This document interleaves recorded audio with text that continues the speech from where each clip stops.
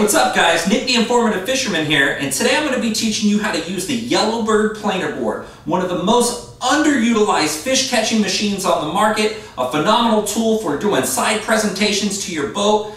Trust me, this is something you got to get right now, so let me show you how to rig these bad boys up and start beating on the fish on your local waters. Now if you're wondering how a planer board works, what they're designed for is pulling your lures and your baits behind them almost perpendicular to the boat.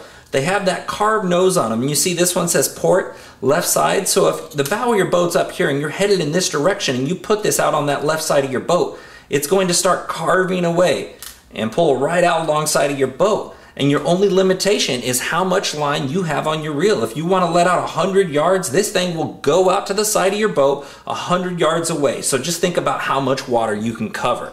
Now if you're one of those guys who's looked at a planer board on the shelf and said, I really don't know, why should I use it? I don't know, I'm just going to stick to my traditional trolling.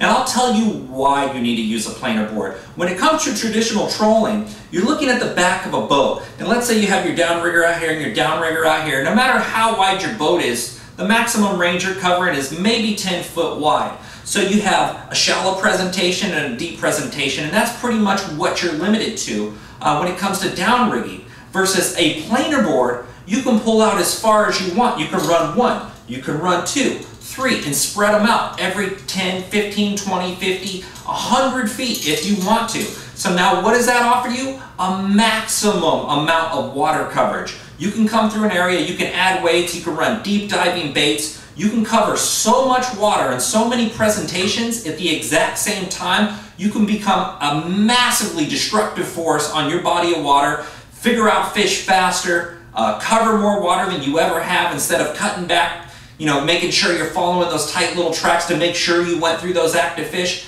Instead, why not cover a 100-foot or a 200-foot wide area, go through there, find out what they're doing faster, get your limits, show people what you're capable of, and use a phenomenal fish catching tool.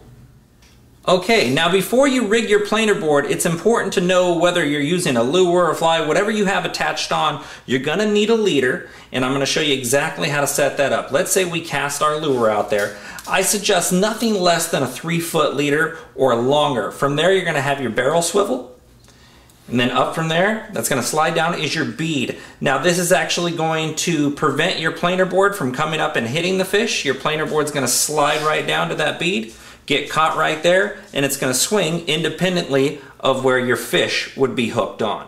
Okay, so now let's say you've made your cast out there, your leader, everything goes flying out into the water. You're 30, 50 foot out, however far you want to be behind your planer board.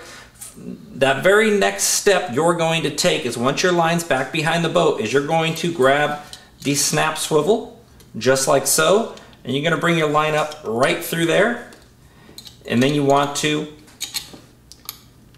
snap it shut. Now once we have that range we want, we're going to grab our line just up from that snap swivel and put it into our release. The further you go back into the release, the tighter it's going to be. It's going to be harder for a fish to pull off, but if you're using like a big deep diving bait, you want it with a little bit more tension, maybe like a fly and some light line, you want it out towards the tip. Therefore, when the fish grabs it, bam, it pops free, and now your planer board's sliding back down to that bead. Now a lot of the times when you're out planer board fishing, you could make the mistake of putting your line too far back in the clip or over fastening whatever quick release you're using, to where if the fish starts to take it, it's just putting resistance against the fish and it's not actually popping free from the planer board. Now there's a little technique for popping it loose manually, and a lot of the time I'll tighten it down real tight anyways to run a bigger lure, and I'll manually pop it myself after I see that planer board start jumping around.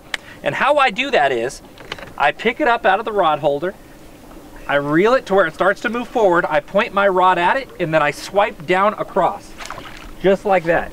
And then you have an immediate pop.